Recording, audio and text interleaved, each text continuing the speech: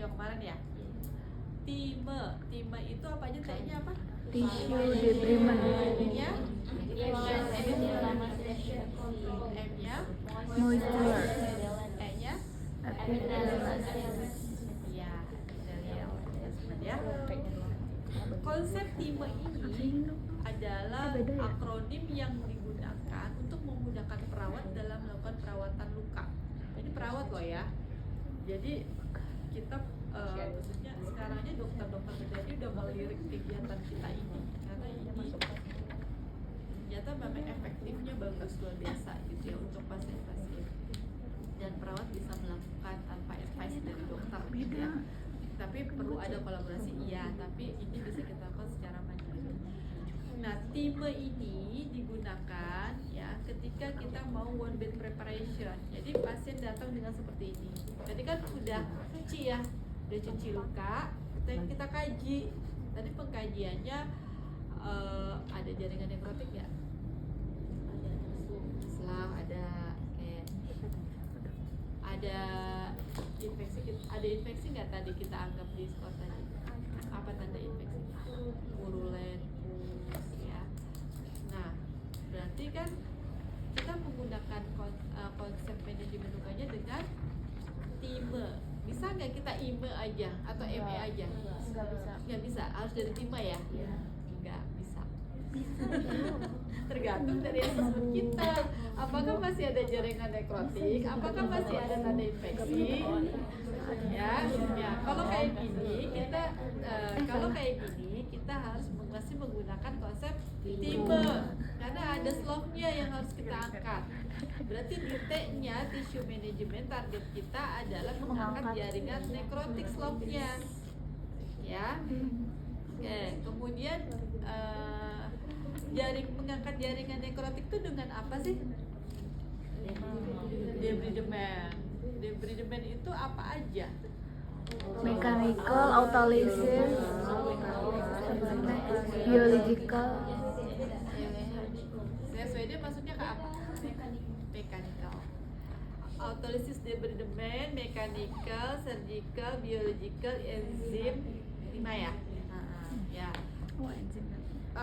Autolysis debridement itu yang paling aman ya kita gunakan oleh perawat ya. Kita bisa memilih banyak dressing yang kita, kalau saya bilang dressing itu bukan balutan kasa aja ya. Dressing itu ya obat, salepnya, gelnya itu termasuk dressing gitu ya. Jadi banyak pilihan dressing yang bisa untuk mengautolisis ya. Kemudian kalau misalnya kita mau menggunakan mechanical, berarti ada jaringan yang mau kita angkat dengan secara mekanikal. Apakah dengan gunting, bisturi, atau pinset? Ya, contoh misalnya pada jaringan mati yang kita yakin ini udah nggak ada pembuluh darah, aman kita gunting. Tapi kalau di situ masih ada arteri, kita gunting salah langsung bleeding, bahaya. Maka kita pastikan dulu jaringan itu memang sudah tidak ada pembuluh darahnya. Makanya kita gunting udah nggak ada masalah. Ya. Kemudian biofilm ya, biofilm juga gitu ya. Kalau banyak biofilm itu kayak apa sih Bu? Dia tuh kayak gel agar bening ya, tapi melapisi luka di bawah. Misalnya sudah granul merah tapi atasnya bening, kilat gitu, ada tebal gitu. Nah itu harus kita angkat.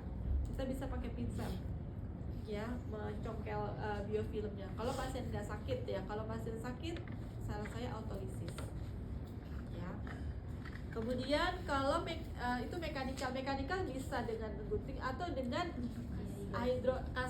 kasa kita ginikan ya bisa, atau dengan hydropressure atau irigasi ya. Hydropressure itu ada alatnya ya, jadi dikasih tekanan pakai air, jadi meluruhkan, tujuannya meluruhkan jaringan yang nekrosis.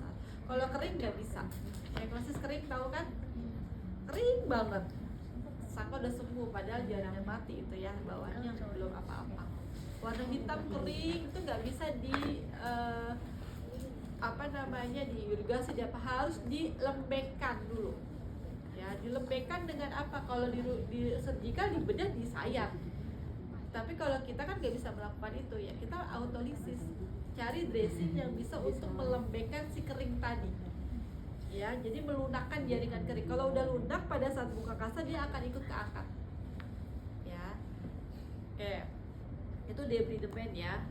Kemudian di I, inflamasi atau infeksi kontrol. Tadi udah cuci luka, kita udah kaji. Kemudian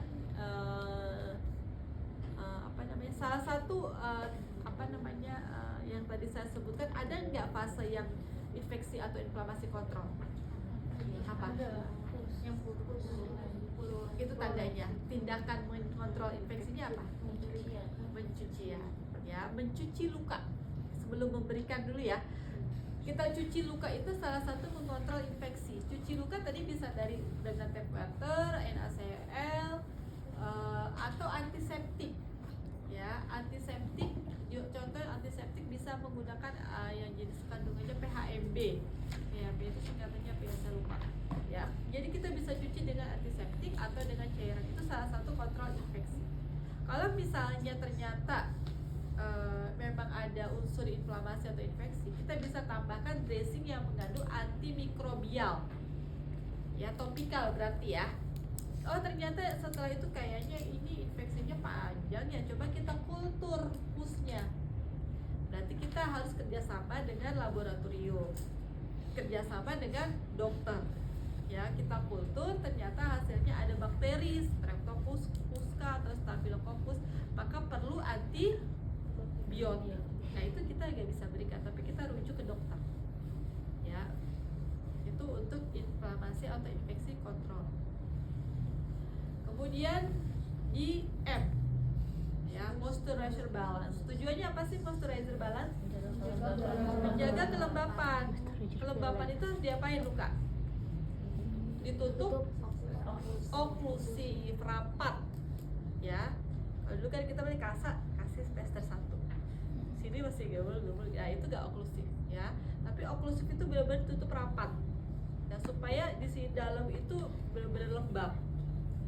Kalau lembab itu bisa membantu proses growth factor untuk mempercepat proses penyembuhan luka ya. Jadi bagaimana supaya tertutup rapat? Ya, kita berikan dressing yang benar-benar mengunci rapat. Ya, contohnya apa? Transparan film dressing. Tahu ya, transparan film dressing itu yang bening tipis kelihatan tapi dia raput semua. Ya. Nah, terus saya kalau udah dingin sinus saya kabur jadi mampu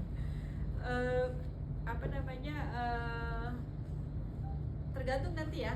Jadi kita bedakan ya, dressing itu ada primer, ada sekunder. Primer itu yang langsung nempel ke luka, sekunder itu di atasnya. Paham ya? Jadi primer itu yang langsung ke luka, sekunder itu yang di atasnya. Di atasnya itu bisa berlapis-lapis, mau ditambahin apa-apa itu sekunder. Ya. Jadi kalau misalnya belum belajar balutan ya, dressing ya. Oke. Kalau misalnya autolisis, mau diautolisis, maka kita pilih jenis dressing yang sifatnya water base. Water base itu yang bahan dasarnya air. Contohnya apa? Hidrogel atau zinc cream yang salep gitu ya, atau yang gel. Nah, itu kita oleskan misalnya di bagian yang kadang gel itu selain untuk mengautolisis juga untuk bisa melembabkan jaringan granulasi. Jadi bisa dipakai bersama, ya. Kita misalkan oleskan gel atau zinc cream salep, ya. Kemudian kita ada eksudat ya, bisa di kasus ada eksudat banyak gitu ya. Maka kita pilih sekunder dressingnya yang bisa mengabsorb. Contohnya foam. Ya, jadi sekunder dressingnya atasnya bisa kita kasih foam. Ya, foam tahu ya? Yang kayak kita kalau bedakan. Ya, itunya. Sports ya. Nah, itu ditutup foam. Kemudian atasnya kita bisa tutup dengan transparan film dressing. Ya, itu sekundernya jadi ada dua ya, ada foamnya sama ada TFD-nya atau transparan film dressing. Ya, tujuannya kalau apalagi kalau di sini ya di dekat feses, urin. Kalau kita nggak pakai yang kedap air, transparan film dressing kan kedap air ya, anti air. Jadi tujuannya kalau dia BAK atau BAB nggak mengkontaminasi area luka gitu ya. Jadi kita pilih yang jenis itu. Dan foam itu bisa sebagai offloading. Offloading itu kalau di subgroup kan ini kan luka tekan ya. Offloading foam yang tebal itu bisa membuat bantalan supaya dia tidak tertekan. Ya, oke. Kalau misalnya di sekitar lukanya maserasi tadi ya, ada hiperpigmentasi, kan itu luka tertutup ya sebenarnya, di bawahnya bermasalah tapi atasnya lukanya utuh kulitnya. Itu harus kita moistkan. Moistkannya dengan apa? Jenisnya hidrokoloid.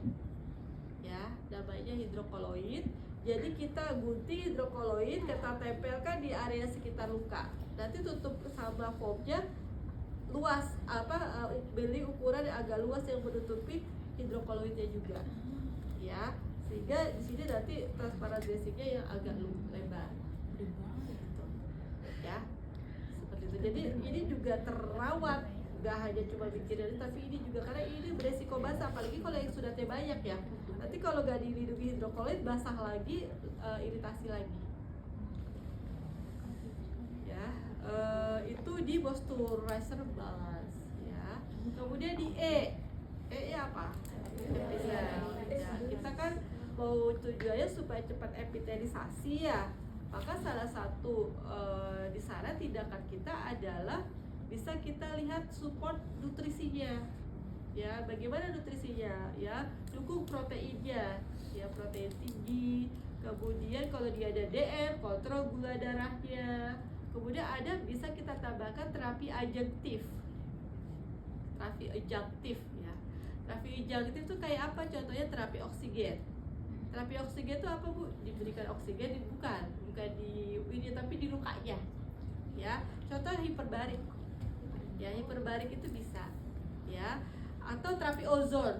Oksigen juga kan ozon ya, dikasih ke lukanya. Ya.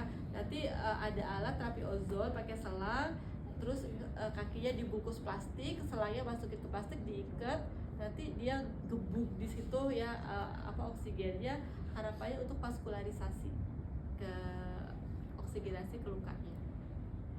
Ya, itu ya terapi ozon atau terapi infrared ya dikasih. Tapi kalau yang tahap fasenya inflamasi, nyeri nggak boleh dikasih infrared. Ya, seperti itu. Ada pertanyaan? Nah, kalau time tidak, ternyata saya sudah pakai time tuh progres lukanya lama ya, nggak ada progres gitu. Maka kita perlu kaji ulang dengan RS, repair dan social factor. Jadi konsep time berjalan, tapi kalau itu tidak ada progres, kita bisa menggunakan konsep timers ya, R dan S, ada tambahan R dan S. R itu repair atau regeneration, S itu social factor. Ya, repair atau regeneration ini apa yang menghambat epitelisasi ya. Nah, kalau misalnya ada hambatan di epitelisasi, mungkin kita bisa tambahkan terapi adjunktif yang tadi. Ya, oksigenasinya mungkin ditambahkan, atau kalau bila perlu ada namanya NPWT. NPWT itu negative pressure wound therapy. Ya, jadi pasien dikasih alat, diberikan tekanan negatif, apalagi kalau yang lukanya banyak drainnya, banyak cairannya. Yang sudah itu bisa diambil cairannya dan dia bisa merangsang granulasi. Ya, itu high tech ya. Jadi ada alat itu sendiri. Nah, kalau misalnya S itu apa? S itu social factor. Jadi kita kaji ini apa ya bikin lama sembuhnya ya. Oh, ternyata dia dukungan keluarganya, tidak ada yang nganter ke poli, jadi tidak ada yang nganter ke perawatan luka, jadi akhirnya harus dirawat, ini enggak. Kemudian biaya, enggak ada biaya, itu kan dari faktor sosial juga ya, secara psikologis dia stres, dia nggak mau lagi, atau ketidakpatuhan itu ya, ketidakpatuhan itu juga mempengaruhi dari proses penyembuhan luka. Ya, tapi kita gunakan tiba dulu ya, kalau tiba enggak aja kita bisa ke R dan S nya kita kaji juga. Oke, sekarang kita ke kasus. Yuk boleh coba di siapa yang